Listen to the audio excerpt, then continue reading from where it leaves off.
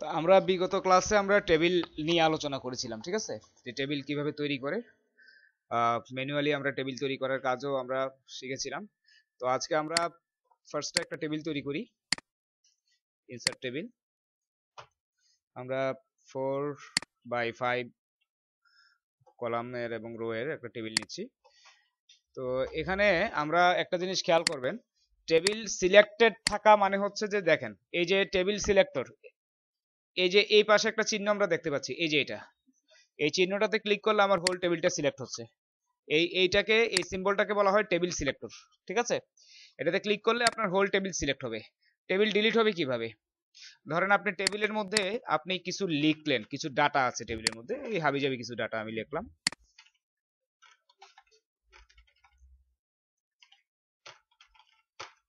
ঠিক আছে? এখন আমি যদি টেবিল সিলেক্টরে দিয়ে আমি টেবিলটা সিলেক্ট করে আমি যদি ডিলিট চাপি, তাহলে কিন্তু আমার ডাটা ডিলিট হবে, কিন্তু টেবিলটা কিন্তু রয়ে যাবে, টেবিলের স্ট্রাকচার কিন্তু রয়ে যাবে, জাস্ট ডাটা ডিলিট হবে। বুঝা গেছে? এখন আমি যদি হোল টেবিলটা ডিলিট করতে চাই, তাহলে আমাকে যেটা করতে হবে যে আগে টেবিলটা সিলেক্ট করতে হবে, তারপরে ব্যাক স্পেস চাপতে হবে। এন্টারের উপরে যে বাটনটা আছে ব্যাক স্পেস, এই ব্যাক স্পেস বাটনটা চাপলে পুরো টেবিল ডাটা সহ ডিলিট হয়ে যাবে, ঠিক আছে? আচ্ছা, এখন একটা জিনিস খেয়াল করেন, আমরা যখন টেবিলের মধ্যে যখন আমাদের কার্সার অবস্থান করে, অর্থাৎ টেবিলটা যখন আমার সিলেক্ট থাকে অথবা টেবিলের মধ্যে যখন কার্সার থাকে, তখন টেবিলের এই দুইটা ট্যাব দেখেন অটোমেটিক্যালি চলে আসে। এই দুইটা ট্যাবের উপরে টাইটেল কি? Table tools. অর্থাৎ টেবিলের মধ্যে কার্সার থাকলেই আপনার টেবিলকে মডিফাই করার জন্য অটোমেটিক্যালি দুইটা ট্যাব আসবে। একটা হচ্ছে ডিজাইন ট্যাব, একটা হচ্ছে লেআউট ট্যাব, ঠিক আছে?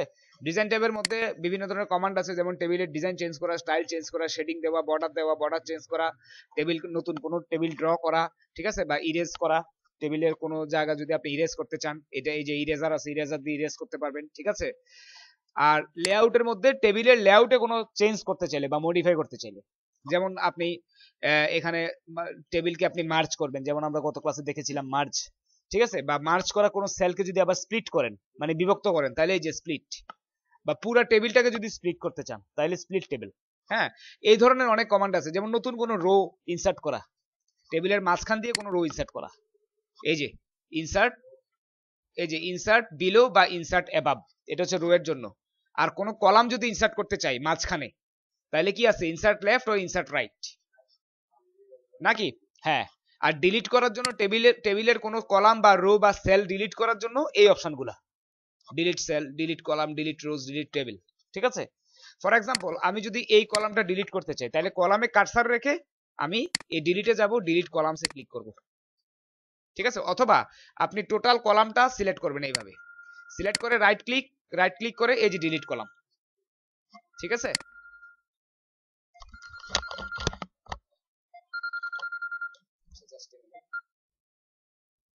হ্যালো,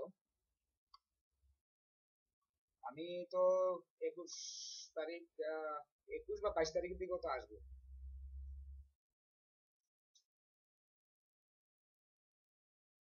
আচ্ছা, আচ্ছা, ঠিক আছে, আমি আমি যোগাযোগ করবো, আছে অসুবিধা নেই। আচ্ছা, হ্যাঁ, ঠিক আছে।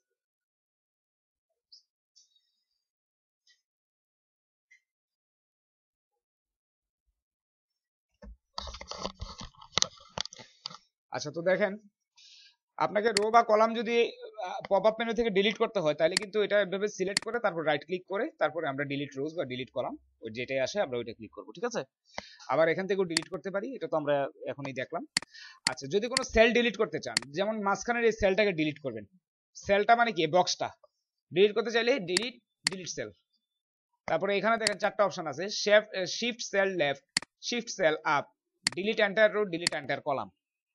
এন্টার রো এন্টার কলাম তো হবে না, কারণ এন্টার রো এন্টার কলাম দিলে আপনার কার্সারটা, এন্টার কলাম দিলে ওই কলামটা ডিলিট হবে, রো দিলে রোটা ডিলিট হবে, ঠিক আছে? আর আমরা যদি সেল ডিলিট করতে চাই, তাহলে আমরা শিফট সেল লেফট অথবা আপ যে কোনো একটা সিলেক্ট করব। এখন যদি আপনি শিফট সেল লেফট দেন, তাহলে কি হবে? এই সেলটা ডিলিট হবে এবং এই ডান পাশের সেলটা বাম পাশে চলে আসবে, এই পাশে চলে আসবে, ঠিক আছে? মানে এই বক্সটা ডিলিট হয়ে যাবে, আর ডান পাশের যে বক্সটা এটা এটার জায়গায় চলে আসবে, মানে লেফটে চলে আসবে। আর যদি এটা ডিলিট করি, তাহলে কি হবে? এটা ডিলিট হয়ে উপরে চলে যাবে, ঠিক আছে? তাহলে দেখেন আমি শিফট সেল আপ দিলাম, ওকে দিলাম, এই যে দেখেন ডিলিট হয়ে ওটা একটা একটা তো ডিলিট হয়ে গেছে, ঠিক আছে। ওই জায়গায় কিন্তু আবার ওই জায়গার সেলটা আবার উপরে গিয়ে কিন্তু ওই জায়গা ভরা মানে ভরাট হয়ে গেছে। আবার যদি ধরেন right click delete cell, shift cell left দিতাম, ওকে, এই যে দেখেন এটা কিন্তু ডিলিট হয়ে গেছে। এটা তাহলে কোত্থেকে আসলো? ডান পাশ থেকে এটা এখানে আসছে, ডান পাশের সেলটা এখানে চলে আসছে, ঠিক আছে। এভাবে কোনো সেলকে আমরা ডিলিট করতে পারি, বুঝে গেছে? আচ্ছা, আর এছাড়া ইনসার্ট রো মানে মাঝখানে কোনো নতুন রো বা নতুন কলাম ঢুকাতে চাইলে ইনসার্ট রো বিলো বা অ্যাবাভ অথবা ইনসার্ট কলাম লেফট বা রাইট, ঠিক আছে। এগুলো হচ্ছে সব লেআউট, ঠিক আছে, লেআউট চেঞ্জ করা আর কি। আর এখানে দেখেন ধরেন যে হাইট বা উইথ, আমরা যদি টেবিলের হাইট উইথ চেঞ্জ করতে চাই, যেমন ধরেন আপনি সিলেক্ট করে আমরা এই যে বাউন্ডিং বক্স আছে ক্লিক করে টান দিলেই কিন্তু টেবিলটা বড় হয়ে যাবে, ঠিক আছে, সমানভাবে বড় হবে, সমানুপাতিক হারে বড় হবে, ঠিক আছে। অর্থাৎ টেবিলটার এই পাশে এই যে আমরা নিচে ডান পাশে কর্নারে যে ছোট্ট একটা বাটন আছে এটাকে বলে বাউন্ডিং বক্স, এই ধরনের বাটনকে কি বলে? Bounding box. এই বাউন্ডিং বক্সের উপর মাউস পয়েন্টার নিলে মাউস পয়েন্টার যখন উভমুখী তীরের চিহ্ন ধারণ করবে এই অবস্থায় ক্লিক করে ভিতরের দিকে টান দিলে টেবিলটা ছোট হবে, বা বাইরের দিকে টান দিলে বড় হবে, বা এইভাবে লম্বা টান দিলে লম্বা হবে, ঠিক আছে। এইভাবে আমরা টেবিলের আকৃতিটা চেঞ্জ করতে পারি আমাদের মতো করে, ঠিক আছে। এই যে দেখেন লম্বা হয়ে গেছে একটু আগের থেকে, ঠিক আছে। আচ্ছা, তো এটা আপনি চাইলে সিলেক্ট করে এখানে আপনি হাইট আর উইথ বলে দিলে কিন্তু মানে একুরেটলি আপনি মানে ইয়া করতে পারবেন, ছোট বড় করতে পারবেন।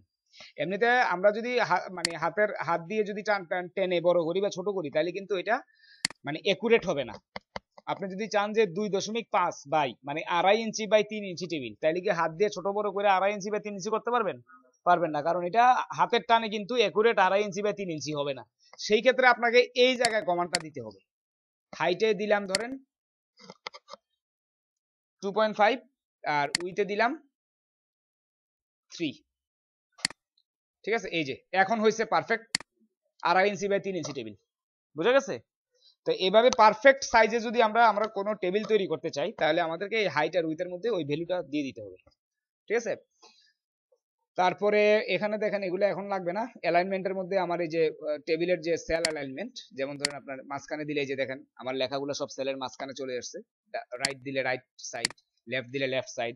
আবার এটা যদি আমরা দেই তাহলে কি মানে অ্যালাইন সেন্টার মানে কি, মানে ভার্টিক্যালি মাঝখানে থাকে। ভার্টিক্যালি মানে এই যে দেখেন মানে লম্বালম্বি চিন্তা করলে যেটা হবে এটা হচ্ছে ভার্টিক্যাল। ভার্টিক্যালি কি সেন্টারে থাকবে না লেফটে থাকবে না রাইটে থাকবে, এটা আমরা এখান থেকেও কন্ট্রোল করতে পারি, ঠিক আছে। তারপরে বটমের দিকে যদি আপনি সেলের নিচের দিকে চান লেখাটা, তাহলে সেলের নিচের দিকে কোন পাশে থাকবে? বামে, মাঝে না ডানে? এটা আমরা এই রোটাতে এখান থেকে আমরা এগুলো কন্ট্রোল করতে পারি। যেমন আমি যদি এটা দিই তাহলে দেখেন সেলের নিচে হয়েছে লেখাগুলা, নিচে বাম পাশে, ঠিক আছে। যদি আমি এটা দিই তাহলে দেখেন, সরি পুরো টেবিলটা সিলেক্ট করতে হবে। যদি আমি এটা দিতাম তাহলে বটম সেন্টার, আর যদি আমি এটা দিতাম তাহলে বটম রাইট, ঠিক আছে। আবার টেক্সট ডিরেকশন এখান থেকে চেঞ্জ করা যায়। টেক্সট ডিরেকশন এটা দিলে তোমার ধরেন যে আমার কি ভার্টিক্যাল হয়ে গেল। আবার যদি দেই এভাবে মানে উল্টা ভাবে ভার্টিক্যাল হয়েছে, হাসান ঘুমায়েন না। আবার যদি এটা দেই তাহলে কি আবার আগের মতো হরিজন্টাল। মানে আমি টেক্সটকে যদি লম্বালম্বি প্রেজেন্ট করতে চাই বা আড়াআড়ি মানে হরিজন্টাল বা লম্বালম্বি যদি প্রেজেন্ট করতে চাই তাহলে আমরা এইটা সিলেক্ট করব, ঠিক আছে। এরপরে সেল মার্জিন কি? সেলের ভিতরে লেখাটার মার্জিন কতটুকু হবে, ঠিক আছে। যেমন আপনি সেল মার্জিনে ক্লিক করেন, ধরেন টপ থেকে ধরেন যে 0.5, বটম থেকে 0.2, ঠিক আছে। লেফট থেকে আচ্ছা লেফট আর যেটা আছে এটাই থাক, ওকে দিলাম। এই যে দেখেন এই সেলের মধ্যে যে লেখাগুলো এগুলো কিন্তু একটা মার্জিন ওয়াইজ হয়েছে। যেমন উপর থেকে 0.5 ইঞ্চি জায়গা কিন্তু ছেড়ে দিছে, আর নিচ থেকে 0.2 ইঞ্চি। বাম পাশ থেকে মানে যেটা ছিল ওইটাই রাখছিলাম 0.8 না কত জানি, ঠিক আছে। এইভাবে কিন্তু জায়গা ছেড়ে দিছে। এটা হচ্ছে আপনার সেলের ভিতরে মার্জিন করা, লেখার সাথে মার্জিন, ঠিক আছে। হ্যাঁ হ্যাঁ হ্যাঁ হ্যাঁ হ্যাঁ হ্যাঁ, মার্জিন করা আর কি, ডাইনে বামে উপরে নিচে কতটুকু জায়গা ছাড়বে ওই লেখাটার আর কি, লেখাটার জন্য সেলের লেখাটা, ওইটাই হচ্ছে সেল মার্জিন, ঠিক আছে। আচ্ছা, এখন আমরা দেখব যে কিভাবে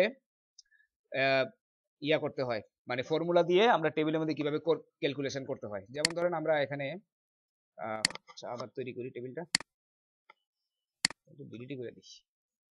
ইনসার্ট, দেখেন টেবিল ডিলিট হয়ে গেছে, এখন আর ওই ট্যাবগুলো আছে লেআউট আর ডিজাইন ট্যাব নাই, কারণ টেবিল তো নাই। ঠিক আছে, সো এগুলো টেবিলের সাথে রিলেটেড ট্যাব। ঠিক আছে,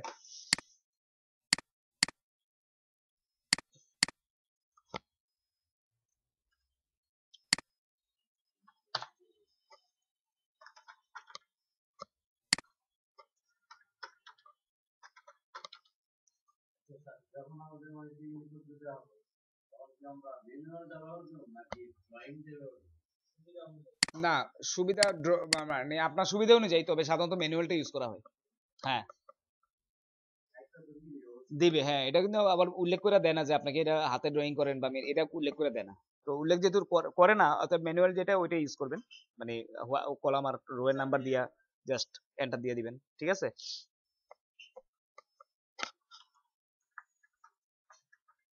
item ID, item name, unit price,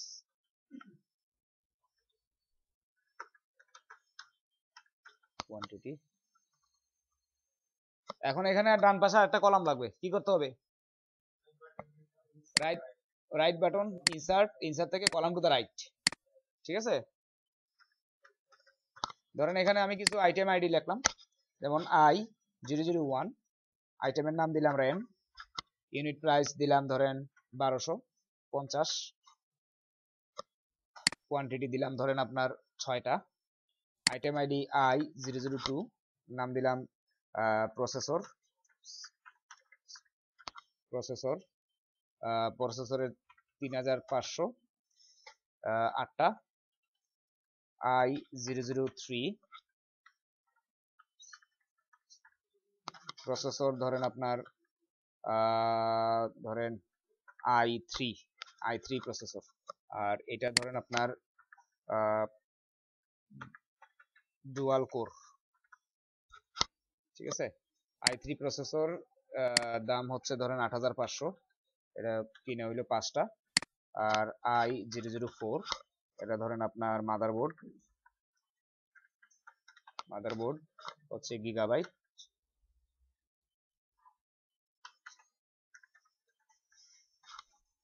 দাম ধরেন আপনার 6500, কিনে হইলো 4টা। আচ্ছা, এখন আমরা এগুলা ক্যালকুলেশন করব।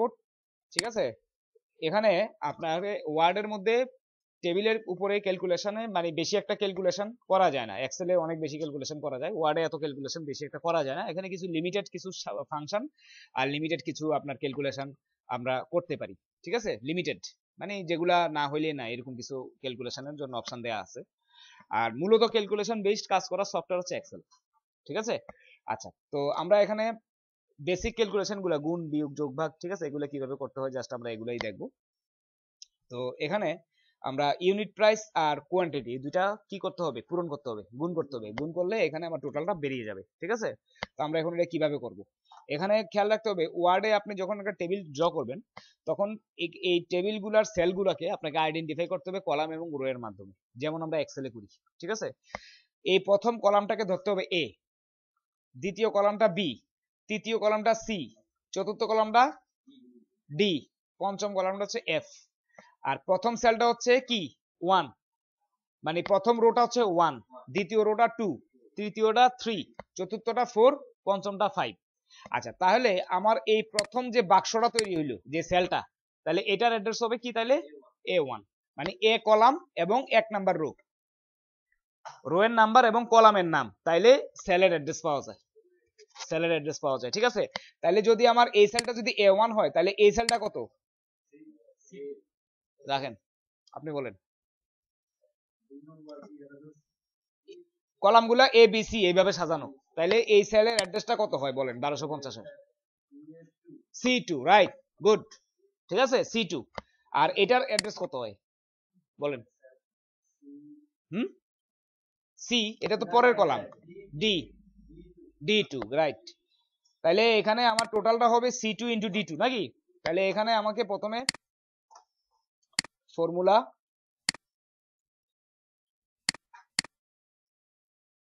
এখানে একটা বাই ডিফল্ট সাম উঠে থাকে, সাম ফাংশন, সামটা হচ্ছে যোগ করার একটা ফাংশন, তো বাই ডিফল্ট এটা উঠে থাকে আমরা যখন ফর্মুলা যাই।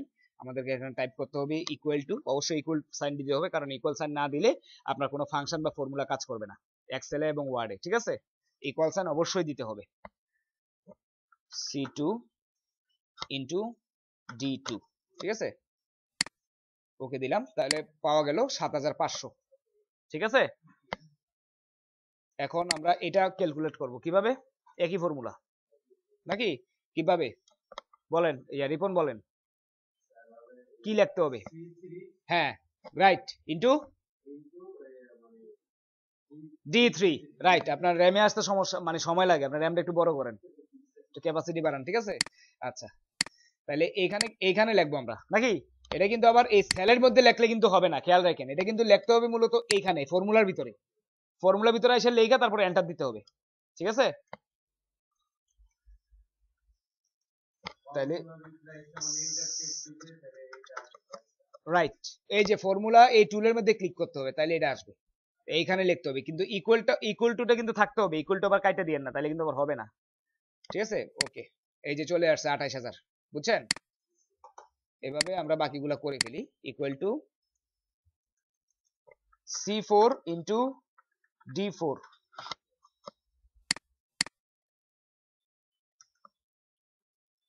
C5 ইন্টু D5, এই যে চলে আসছে, হয়ে গেছে সবগুলা। এবার আমি একটা টোটাল বের করব, কোয়ান্টিটি এবং টোটালের টোটাল, সাব মানে গ্র্যান্ড টোটাল। তাহলে কিভাবে, আরেকটা রো নিতে হবে নিচে দিয়া, এই নিচে দিয়ে আরেকটা রো নিতে হবে নাকি, তাহলে যেহেতু নিচে দিয়ে আরেকটা রো নিতে হবে, নতুন রো, সেহেতু আমার ইনসার্টে যাওয়ার দরকার নাই, আমি জাস্ট ট্যাব দিলেই অটোমেটিক চলে আসবে, ঠিক আছে। হ্যাঁ, না এন্টার দিলে হয় না, এন্টার দিলে সেলটা বড় হয়ে যাবে, খেয়াল রাখেন, এন্টার দিলে আপনি যদি এন্টার দেন, যে এখন সেল বড় হচ্ছে, ঠিক আছে, কিন্তু রো তো নতুন কলাম বা রো আসবে না, বুঝতে পারছেন। আচ্ছা, হ্যাঁ,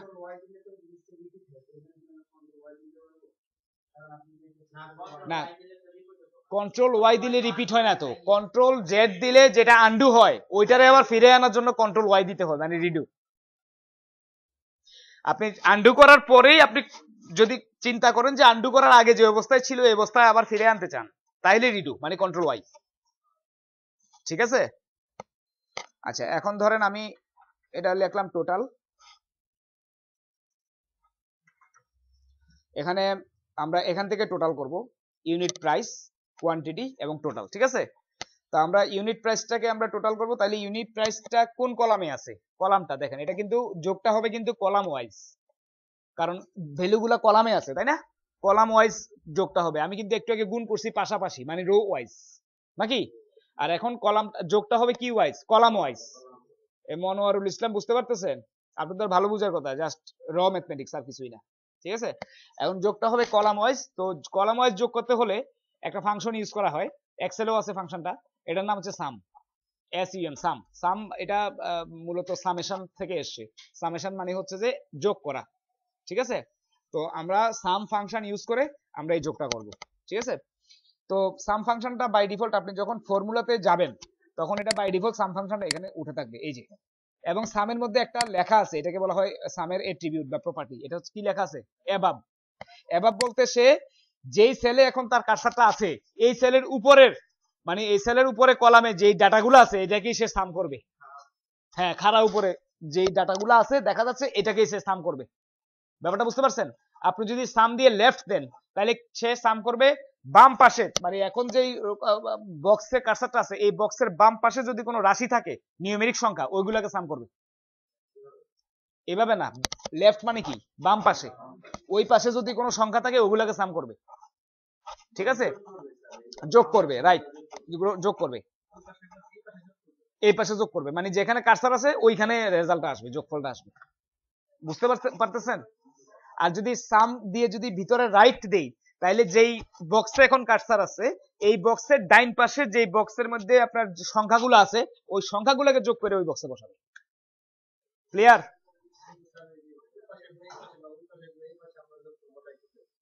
না কি করি এটা তো হচ্ছে পরের কথা, এখন আপনার যদি দরকার হয় আর কি, সেই ক্ষেত্রে তারা আপনার অপশন দিয়ে রাখছে কিভাবে যোগ করবেন, ডাইনে পাবে না উপরে নিচে, ঠিক আছে। আচ্ছা, এখন আমরা কি আমাদের কথা বললেন না, সংখ্যাগুলো কোথায় আছে, উপরে না, অর্থাৎ আমার যেই বক্সে এখন কার্সার আছে তার উপরে আছে সংখ্যা, তাইলে আমার কি অ্যাবাব, এবার আমি ওকে দিচ্ছি, তাহলে দেখেন এই যে হয়ে গেছে নাকি। ঠিক একইভাবে এটাও যোগ করতে হবে, এটাও যোগ করতে হবে। ঠিক আছে, কিভাবে বলেন? Sum above, okay, this formula sum above আছে অলরেডি, ওকে, ব্যাস হয়ে গেছে, গ্র্যান্ড টোটাল বেরিয়ে গেছে তিনটা। সবাই বুঝতে পারছেন? হ্যাঁ,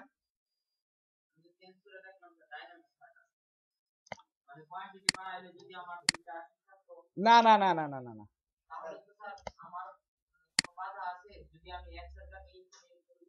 না, এক্সেল আবার আপনি ইউজ করতে পারবেন এখানে ওয়ার্ডে অবজেক্ট ইউজ করে, এক্সেল অবজেক্ট দিয়ে অবজেক্ট ইউজ করে এক্সেল ইউজ করতে পারবেন। হ্যাঁ, ঠিক আছে, অর্থাৎ আমরা ইনসার্ট থেকে আমরা কিন্তু এটা আমাদের যদিও আউট অফ সিলেবাস, কিন্তু একটু দেখাই দিচ্ছি। হ্যাঁ, এই যে এক্সেল স্প্রেডশিট, ঠিক আছে, এই যে এক্সেল স্প্রেডশিট চলে আসছে এখানে, এবং এক্সেলের দেখেন রিবন গুলোও চলে আসছে। কিন্তু আপনি চাইলে এখানে এই যে মানে শীটটা দেখতেছি, এটা কিন্তু এক্সেলের, আসলে সে ভার্চুয়ালি এক্সেলের একটা শীট এখানে আনছে। এখন এখানে আপনি ডাটা বসাইয়া এক্সেলে যেভাবে আমরা যোগ বিয়োগ করি বা পূরণ ভাগ করি বা বিভিন্ন ফর্মুলা ইউজ করি, ফাংশন ইউজ করি, ঠিক এখানে একই ফর্মুলা একই ফাংশন ইউজ করতে পারবেন করে, মানে ক্যালকুলেশনটা কমপ্লিট করে বাইরে কোথাও ক্লিক করলে এটা ওয়ার্ডের মধ্যে বসে যাবে। ঠিক আছে, আচ্ছা এগুলো আমরা পরে শিখবো, আমরা এক্সেল যখন করব তখন আমরা দেখবো। ঠিক আছে, হ্যাঁ আসেন, আপনারও যাইতে হবে। আর ওই যে পিছনে যে ইয়া মেহেদি হাসান, এই তিনজনে বাইরে গিয়া চোখের মধ্যে পানি দিয়ে আসেন, যান।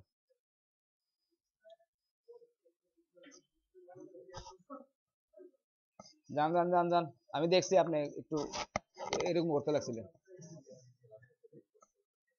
কেন? জ্বর আছে নাকি?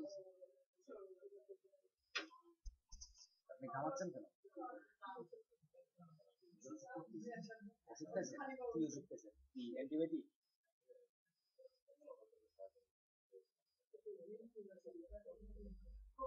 খাইছেন? মানে খাওয়া দাওয়া করছেন? না, দুপুরে ভাত খাইছেন? কেন লাঞ্চ করেন? লাঞ্চ না করলে তো সমস্যা হবে তো, কিন্তু খাওয়া দাওয়া না করে সমস্যা হবে। আপনি একটা কাজ করেন, আপনি ওয়াশরুম থেকে দিয়া আসে আপনি চুপচাপ বসে থাকেন, ঠিক আছে? গরম লাগতেছে নাকি? গরম লাগলে এসিটা ইয়ে করে দেন, বাড়াই দেন, ইয়ে করে দেন, কমাই দিয়ে আপনি এখানে চুপচাপ বসে থাকেন, জাস্ট একটু দেখেন। হ্যাঁ, ঠিক আছে, জাস্ট আপনার চেয়ারটা হেলাইয়া বসে থাকেন, যান ওয়াশরুম থেকে আসুন।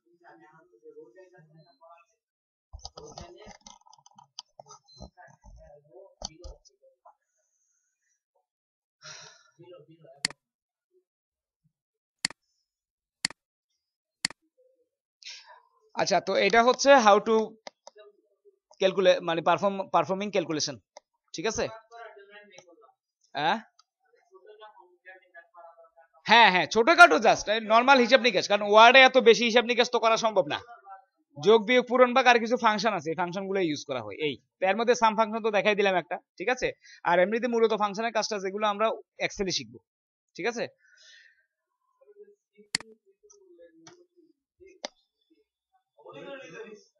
না, এগুলো হচ্ছে কলামের অ্যাড্রেস, C2 D2, এটা হচ্ছে A2, এটা হচ্ছে এটা হচ্ছে A কলাম, এটা B কলাম, এটা C কলাম, এটা D কলাম, এটা E কলাম, এইভাবে আরো যত কলাম থাকবে FGH এইভাবে যাবে। আর আর এটা হচ্ছে এই রোটা হচ্ছে 1 নাম্বার রো 1, এটা হচ্ছে 2, এটা 3, এটা 4, এটা 4, এটা 5। এখন যদি আপনার কোনো একটা সেলকে যদি আপনি আইডেন্টিফাই করতে যান, তাহলে কিভাবে আইডেন্টিফাই করবেন? সেটা হচ্ছে যে কলামের নাম ইনটু রো এর অ্যাড্রেস। এখন আমি যদি এই সেলটাকে আইডেন্টিফাই করতে যাই, এই সেলের নাম কি, তাইলে এই সেলের অ্যাড্রেস কি? এই সেলের অ্যাড্রেস হবে এটা কোন কলামে আছে? বি কলামে আছে। এই সেলটা কোন কলামে আছে? বি কলামে। আর এই সেলটা কত নাম্বার রোতে আছে? 3 নাম্বার রোতে। তাইলে এটার এই সেলের অ্যাড্রেস হবে B3, ঠিক আছে। B3 দিলেই এই সেলটা আইডেন্টিফাই হবে, ঠিক আছে। এই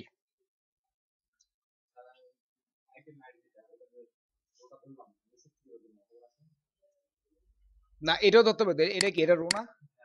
তাইলে এটা থেকে ধরতে হবে, ক্যালকুলেশন এটা থেকে করতে হবে, প্রথম থেকে করতে হবে, ঠিক আছে। আচ্ছা, এখন একটা জিনিস দেখেন, রিপিট রো হেডার নামে একটা, রিপিট হেডিং রোজ নামে একটা অপশন আছে, এই যে এটা রিপিট হেডার রোজ।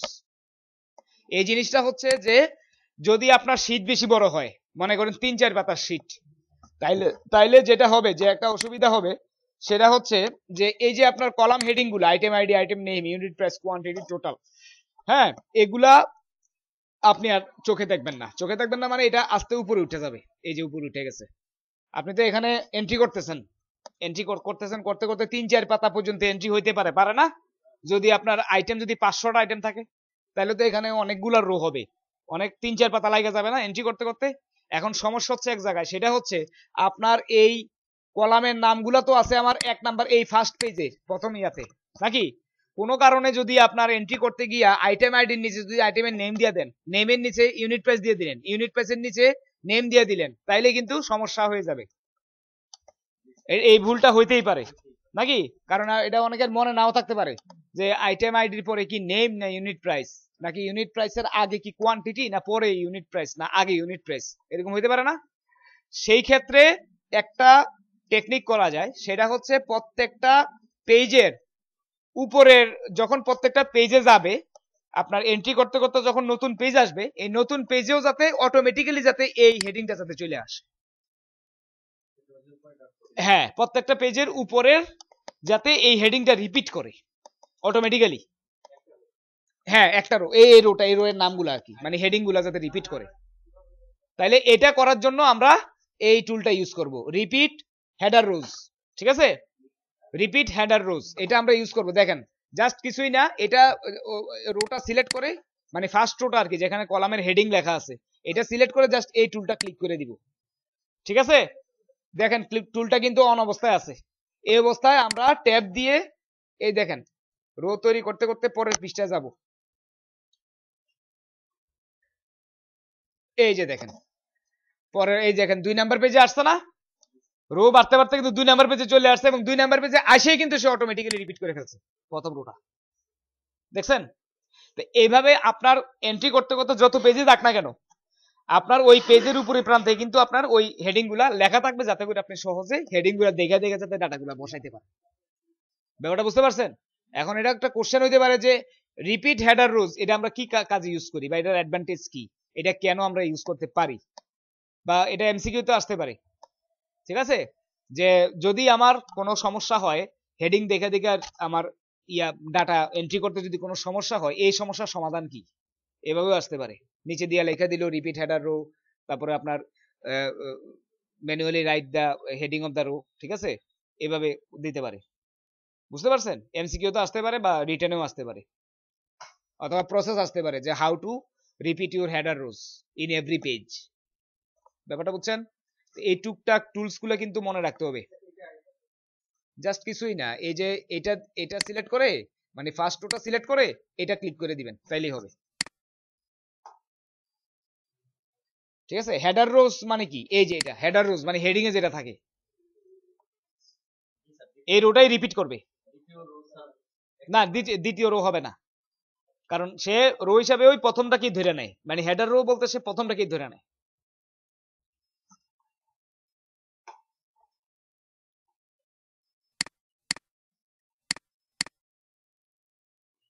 সবাই বুঝতে পারতেছেন? এবার আমরা ডিজাইনের মাধ্যমে কুইক টেবিল ডিজাইন করব, কুইক টেবিল। ঠিক আছে, কুইক টেবিলের মধ্যে দেখেন টেবিল স্টাইল আছে। ঠিক আছে,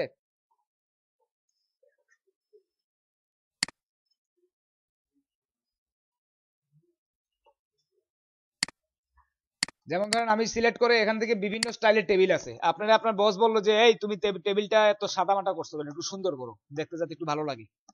হ্যাঁ, এটা ধরেন আপনার প্রিন্ট করবে বা কোথাও পাঠাবে বা কাউকে মেইল করবে। ঠিক আছে, তো এটা যাতে একটু সুন্দর লাগে, এটা ফরম্যাট করে দিতে বলছে আপনাকে টেবিলটা।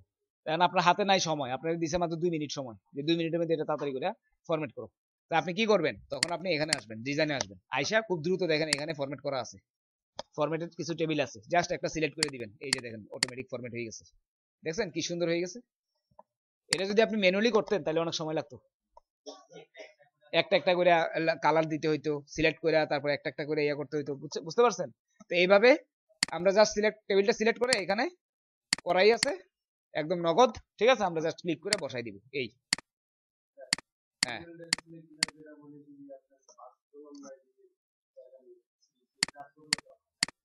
কোনটা? এটা এটা হ্যাঁ, টেবিলের ভিতরে কার্সার থাকলেই হবে। ঠিক আছে, এই যে এটা আরেকটা, এটা হচ্ছে বাংলা খাতা।